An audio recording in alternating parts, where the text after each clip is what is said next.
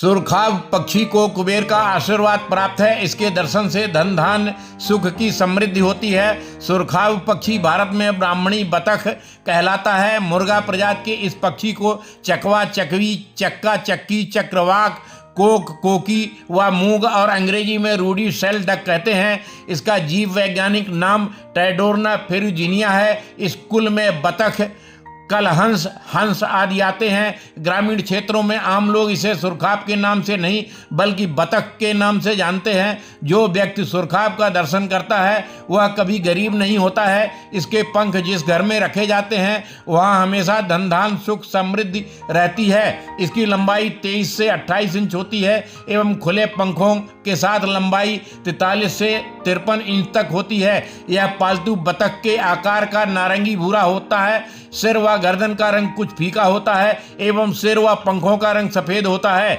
सुरखाब भाग्यशाली पक्षी है जिसकी एक झलक से अलौकिक शक्ति मिलती है और भाग्य व धन संपत्ति में वृद्धि होती है। लोग सुरखाब की मिसाल देते हैं कि तुझ में क्या सुरखाब के पर लगे हैं। इसकी एक झलक के लिए लाखों लोग बेताब रहते हैं। इससे सिद्ध होता है कि इसके सुनहरे रंगों के कारण इसके परों का बहुत महत्व है, अर्थात सुरखाब बहुत सुंदर व शर्मीला होता है।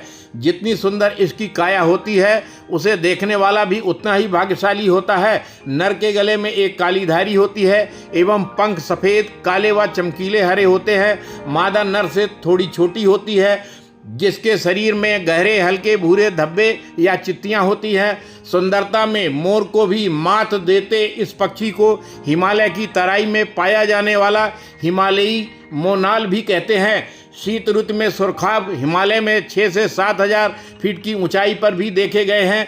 कहते हैं कि सुरखाब की एक झलक कई चमत्कार कर सकती है। मान्यता है कि सुरखाब पक्षी मनुष्य को करोड़पति बना सकता है। ज्योतिष के अनुसार यदि व्यवसाय ठीक नहीं चल रहा हो तो इसके पंख रातों रात करोड़पति बना सकते हैं। दुकान या प्रतिष्ठान की तिजोरी के नीचे इसके पंख रखने से लक्ष्मी जी का वास हो जाता है। बौद्ध धर्म में सुरखाब को पवित्र मानते हैं। संस्कृत में इसे चक्रवाक कहते हैं जो वैवाहिक प्रेम व निष्ठा का प्रतीक है। सुरखाब प्रवासी पक्षी है जो शीतकाल में अपने मूल प्रजनन स्थल दक्षिण पूर्वी यूरोप, मध्य एशिया व अफ्रीका के कुछ हिस्सों से आकर भारतीय उपमहाद्वीप में फैल जाते हैं। यहाँ शीत ऋतु बिताते हैं और गर्मियों की शुरुआत में ये फिर से अपने प्रजनन स्थल लौटते हैं। लौटते हुए ये जापान, चीन, तिब्बत, मंगोलिया, अफगानिस्तान, पाकिस्तान, ईरान आदि में फैल जाते हैं।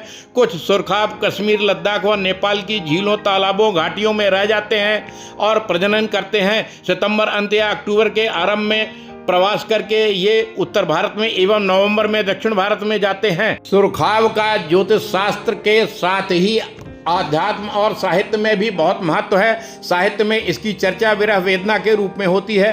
किंवदंती है कि रात में नर व मादा एक दूसरे से अलग होकर क्रंदन करते हैं। एक इस तट पर तो दूसरा उस तट पर होता है और ये रात भर एक दूसरे को पुकारते हैं, परंतु प्रत्यक्षदर्शी बताते हैं कि ये रात में भी एक साथ ही रहते हैं। इनकी आवाज़ को लोगों ने करुण मान लिया और ऐसे किस्से गढ़ दिए।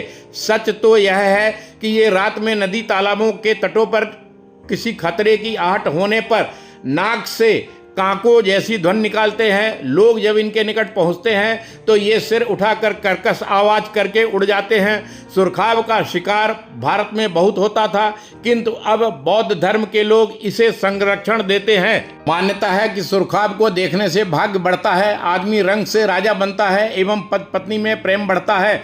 मध्य प्रदेश में सुरखाब नवंबर के आसपास धार, उज्जैन, इंदौर, खरगोन के तालाबों व नर्मदा नदी के चौड़े रेतीले किनारों एवं कम बहाव के पानी में दिखते हैं। मार्च अप्रैल में सुरखाब राजस्थान के धौलपुर में चंबल, हुसैन सागर, तालाबशाही, मचकुंड में प्रजनन हेतु प्रवास करते हैं। सुरखाब आमतौर पर जोड़े में रहते हैं परंतु कभी कभी ये सैकड़ों का झुंड बना लेते हैं। ये तालाबों, झीलों व खारे पानी की झीलों के खुले तटों, बड़ी नदियों के रेतीले तटों व आसपास रहते हैं। इनका घोंसला सामान्य सा होता है जो पानी के स्रोतों से दूर पहाड़ों के सुराखों में पिच्छों की गद्दी से बनाया जाता है। मादा 6 से 10 अंडे देती है। अंडों बच्चों की परवरिश मादा अकेली करती है किंतु नर आसपास ही होता है जो खतरे आने पर आवाज़ करके मादा को आगाह करता है। सुरखाव का मनपसंद भोजन जलीय वनस्पति है। ये घास पात, सेवर व अन्न के दाने आदि खाते हैं, किंतु ये छोटी छोटी मछलियां, घोंघे, कटुए आदि भी खा लेते हैं। सुरखाव का पंख लगाने से स्वर्ण व लक्ष्मी की प्राप्ति होती है, प्रेम संबंध बढ़ता है और शत्रुओं पर विजय मिलती है। राजा महाराजा नवाब के मुकुट में सुरखाव का पंख स्वर्ण व संपत्ति के लिए लगाया जाता था।